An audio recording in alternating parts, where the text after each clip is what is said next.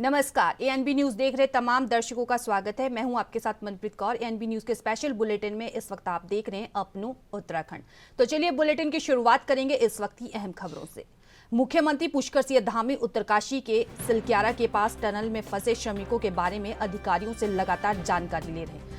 राहत एवं बचाव के कार्यों में लगी एजेंसियों से भी मुख्यमंत्री हर पल की अपडेट ले रहे हैं। मुख्यमंत्री आवास में शासन के वरिष्ठ अधिकारियों के साथ बैठक कर मुख्यमंत्री ने निर्देश दिए कि मौके पर तैनात जिला प्रशासन के अधिकारियों एवं वहां पर कार्य कर रही एजेंसियों से निरंतर समन्वय बनाकर रखें। राहत सामग्री की किसी भी प्रकार की आवश्यकता पड़ने पर शीघ्र उपलब्ध कराई जाए। मुख्यमंत्री के निर्देश पर शासन द्वारा सिलक्यारा सुरंग में हुए भूस्खलन के अध्ययन एवं कारणों की जाँच के लिए निदेशक उत्तराखंड भूस्खलन न्यूनीकरण एवं प्रबंधन केंद्र की अध्यक्षता में गठित समिति में शामिल विशेषज्ञों ने स्थल का निरीक्षण कर जांच की कार्रवाई शुरू कर दी है। राहत एवं बचाव कार्य तेजी से चल रहा है। इस अवसर पर अपर मुख्य सचिव राधा रतूड़ी, विशेष प्रमुख सचिव अभिनव कुमार, सचिव और मीनाक्षी सुंदरम समेत सचिव जेसी उपस्थित रहे।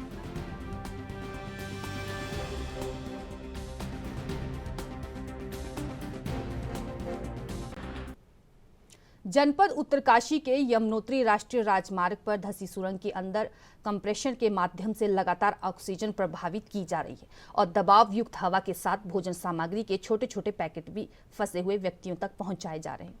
फंसे हुए व्यक्तियों के साथ वॉकी टॉकी के माध्यम से बातचीत की जा रही है और प्राप्त सूचना के अनुसार सभी व्यक्ति सुरक्षित हैं। बताया जा रहा है कि सुरंग में फंसे 40 व्यक्तियों में से 2 उत्तराखंड के हैं, 1 हिमाचल, 4 बिहार के, 3 पश्चिमी बंगाल के, 8 उत्तर प्रदेश के, 5 उड़ीसा के, 15 झारखंड के और 2 असम के लोग।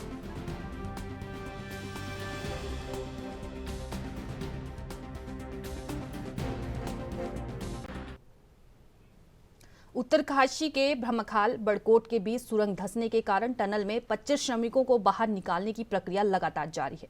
प्रदेश के आपदा प्रबंधन सचिव रंजित सिन्हा ने कहा कि प्लान ए, बी और सी के तहत काम किया जा रहा है। उन्होंने कहा कि अगर सब कुछ ठीक रहा तो अगले 24 घंटे के अंदर फंसे मजदूरों को बाहर निकाल लिया जाएगा।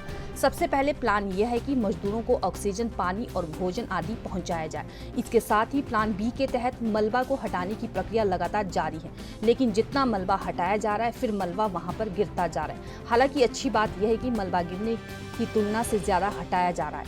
आपदा प्रबंधन सचिव ने कहा कि तीसरा प्लान यह है कि ड्रिल करके वहां पर बड़ी बड़ी पाइपों को भेजा जाए, जिसके सहारे वहां पर फंसे मजदूरों को बाहर निकाला जाए।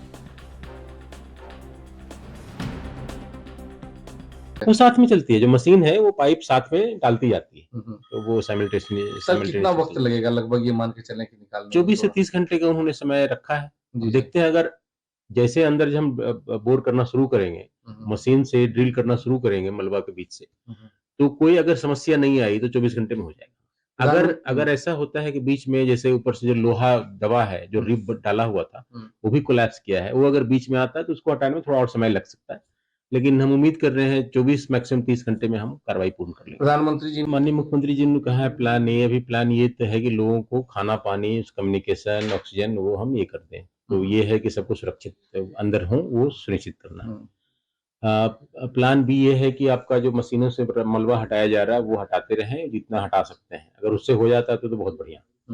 तो उसमें दिक्कत ये आ रही है कि जो मलबा हटाते हैं एक तरफ से ऊपर से गिरता है, उसके कारण दिक्कत आ रही है। लेकिन हाँ, ये अब की गई है जो कि पार्शियली हम सक्सेसफुल रहे हैं कि जब ऊपर में हम शॉर्ट क्रीटिंग कर रहे हैं, यानी कंक्रीट प्रेशर से डाल रहे हैं ताकि ऊपर से मलबा ना आए। पार्शियली सक्सेसफुल है, फुल्ली तो नहीं कह सकते, लेकिन उससे भी सफलता मिल रही है कि जितना गिर रहा है उससे ज्यादा हम हटा रहे हैं, तो कुल मिला के नेट जो है हटा रहे हैं। इसमें चल रहा है, ये भी साइमल्टेनियसली चल रहा है। प्लान सी ये है कि हम मशीन से ड्रिल करके पाइप डाल लें, उससे लोगों को सेफली निकाल लें। तो ये 3 प्लान पे हम काम चल रहा है। इसके अलावा अगर कोई और ऐसी व्यवस्था ऐसी होती है तो हम और नेक्स्ट हमारे जो भी टेक्निकल लोग हैं उनके साथ परामर्श करके, उनसे विचार विमर्श करके एक दूसरे प्लान पे काम करें। लेकिन जहां तक मुझे उम्मीद है कि हमारा सक्सेसफुल रहेगा। ऑगर मशीन कल रात में पहुंच के अपना काम शुरू कर दी है। टनलिंग, वो जो बोरिंग होनी थी वहां पे डिब्रीज से, मलबा से, वो शुरू हो गया है। उन्होंने करीब 24 से 30 घंटे का समय मांगा है, तो देखते हैं आज रात तक ये कहाँ तक ये स्थिति क्लियर हो जाएगी। हमेशा हम लोग का पूरा सिस्टम संपर्क में है, दिल्ली पीएमओ और हमारा गृह मंत्रालय दोनों के संपर्क में है, और जो भी यहाँ प्रगति है, जो भी हम कार्रवाई कर रहे हैं उससे अवगत करा रहे हैं क्या हमारी प्रोग्रेस है। जो श्रमिक है उसके घर वालों से बातचीत हुई है? उन कल लोगों से? हमने जो NHTCIL है उनके ठेकेदारों को ये हिदायत दी है कि सारे के घर वालों के जो भी लेबरर्स अंदर फंसे हैं, सबके घर वालों को सूचित कर दिया जाए कि सब सेफ हैं और सबको सुरक्षित निकाला जा रहा है। जी। उन्होंने कर भी दिया।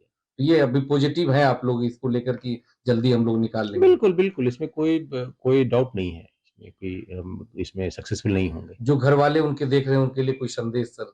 क्योंकि मैं यही कहूँगा उनके लिए कि सब बिल्कुल आप ये रखें धैर्य रखें और कूल रहें। हम सबको सुरक्षित निकाल कर के उनके घर पहुँचाएँ। बढ़ते हैं अगली खबर की तरफ। उत्तराखंड के पिथौरागढ़ में मुख्यमंत्री पुष्कर सिंह धामी ने जौलजीबी मेला 2023 के उद्घाटन कार्यक्रम में शामिल हुए। इस दौरान उन्होंने सभा को संबोधित करते हुए कहा कि बचपन से ही मुझे मेलों में जाने का बहुत शौक था। संचार की क्रांति होने के बाद मेले का स्वरूप भी बदल गया है। यह मेला पर्वतीय क्षेत्रों के आर्थिक एवं सांस्कृतिक विकास में अपना विशेष स्थान रखता है। साथ ही ये भारत, नेपाल और तिब्बत के व्यापार को बढ़ाने के अवसर प्रदान करता है। यहाँ अत्यधिक व्यस्तता होने के बावजूद भी मैं अपने आप को आप सबके बीच में इस मेले के उद्घाटन पर अवसर पर आने से रोक नहीं पाया और आप सबके बीच में आया। ये आप सबका अपनत्व है और इसको शब्दों में व्यक्त नहीं किया जा सकता है। मुझे बचपन से ही जो हमारे ये मेला है, अभी मैं भाई अजय टमटा जी से रास्ते में आते हुए हंसेश्वर धाम की बात, काली की बात, गौरी की बात, काली गंगा और गौरी गंगा की बात करते हुए यहाँ तक पहुँच रहा था, क्योंकि ये जो हंसेश्वर धाम है इस मेले के नज़दीक का, वो हमेशा से मेरे भी पूर्वजों का तीर्थ स्थान रहा है। इसलिए मैं इस हंसेश्वर धाम को भी प्रणाम करता हूँ, नमन करता हूँ और यहाँ के त्यौहार, यहाँ के रीति रिवाज, यहाँ के मेलों को मुझे बहुत नज़दीक से देखने का सौभाग्य प्राप्त हुआ है। और मैं आपको सच बताऊं तो बचपन से ही मुझे मेलों में जाने का बहुत शौक था। पहले यहाँ मेलों में जब लोग पहुँचते थे तो वो सवेरे से चलते थे, शाम को मेले में रहते थे और कई कई दिनों तक, मुझे याद है बचपन में, अब तो पता नहीं, चूंकि अब सब समय बदल गया, अब संचार की क्रांति आ गई है, इंफॉर्मेशन टेक्नोलॉजी का युग आ गया, तो अब मैं समझता हूँ मेले का जो स्वरूप है वो भी बदल गया। लेकिन पहले के समय में कई कई दिनों तक लोग इन मेलों में ही रहते थे, एक दिन आते थे और 10-10 दिन तक मेलों में रहते थे। तो ऐसा ये जौलजीबी का मेला होता है, तो मेलों में जाने का मुझे भी बचपन से बहुत शौक रहा है। तो इसलिए मैं जब भी जौलजीबी मेले का नाम आता है बिसंदा, तो मैं सोचता हूँ कि जो है, चाहे आप कहीं का कार्यक्रम कट जाए, थोड़ा देर भी हो जाए, लेकिन मैं आप सबके बीच में आकर मैं स्वयं भी बहुत प्रफुल्लित महसूस करता हूँ, अपने आप को बहुत ही ऊर्जावान। खबरों का सिलसिला लगातार जारी रहेगा। रुकते हैं छोटे से ब्रेक के लिए, फौरन लौटेंगे।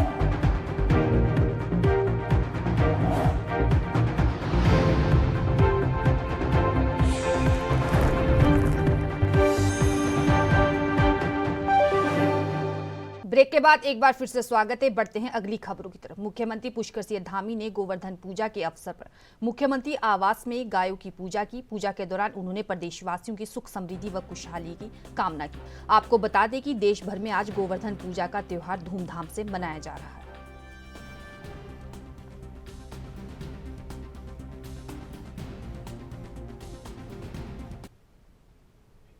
उत्तरकाशी के सिलक्यान टनल हादसे को लेकर अब विपक्ष कांग्रेस ने भी सवाल उठाने शुरू कर दिए। कांग्रेस के प्रदेश अध्यक्ष करण माहरा ने आरोप लगाया है कि टनल के काम में लापरवाही हो रही है। तभी काम के दौरान जो ह्यूमस पाइप सुरंग में लगाए जाने थे वो नहीं लगाए गए थे, जिसकी वजह से आज 3 दिन से रेस्क्यू के कारण भी मजदूरों को निकाला नहीं जा सका। अगर ह्यूम पाइप लगाए जाते तो ऐसा नहीं होता।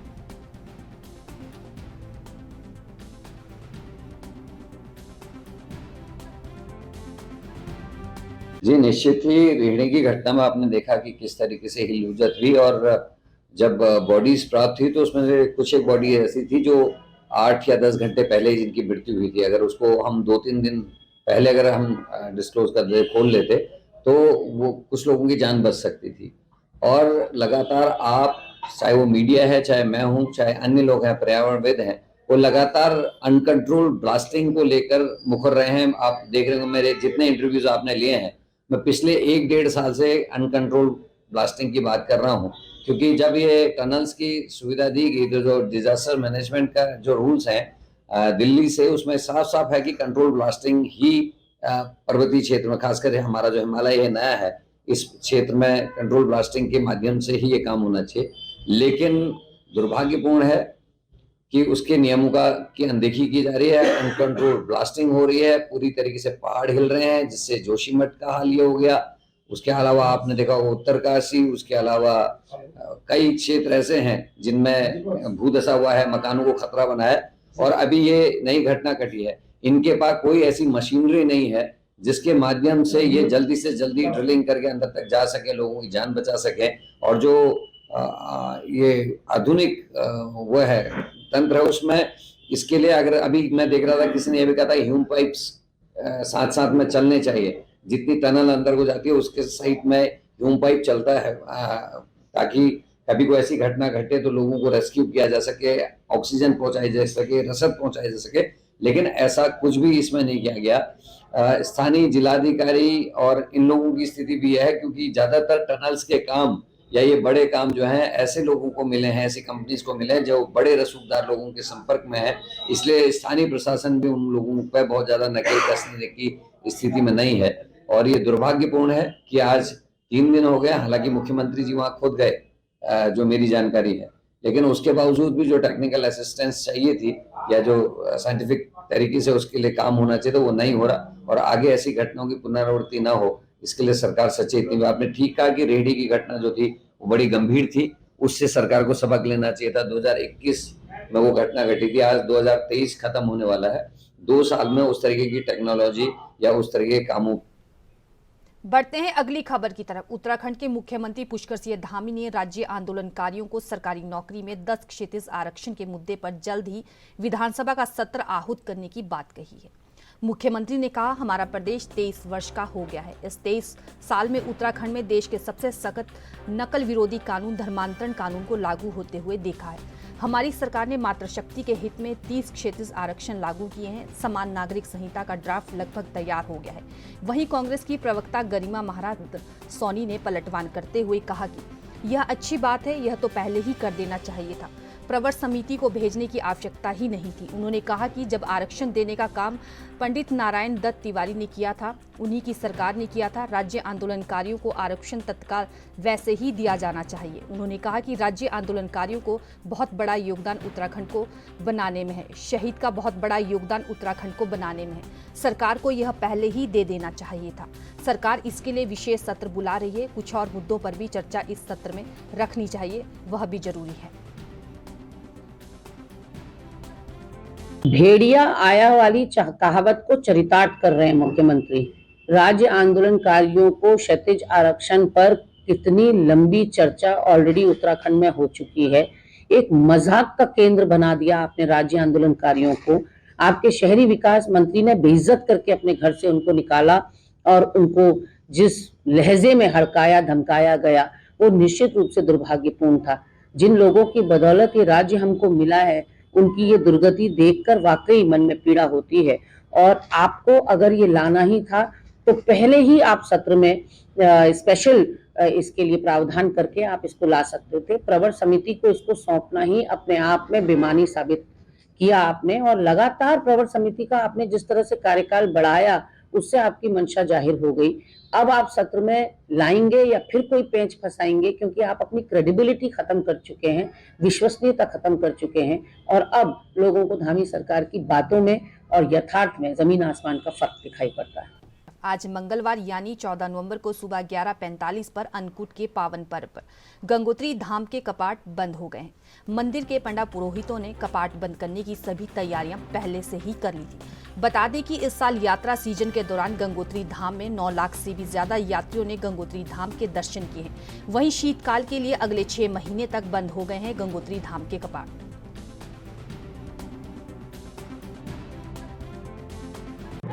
जय गंगा मैया। आज ठीक 11:45 पर माँ भगवती गंगे के कपाट शीतकालीन दर्शनों के लिए बंद कर दिए जाएंगे। और अब इसके बाद माँ गंगा के जो दर्शन हैं वो शीतकालीन मठ मुखबा में होंगे। आज रात्रि को माँ गंगा जी भगवती के मंदिर में, मारकंडे के पास भगवती का मंदिर है, वहाँ पर निवास करेगी। ठीक 11:45 में भगवती गंगे के कपाट बंद होकर के माँ गंगा जी यहाँ से प्रस्थान करेगी। थोड़ी देर बैरम गाड़ी में विश्राम करेगी और उसके बाद माँ गंगा जी के दर्शन शीतकालीन प्रवास मुखबा में होंगे।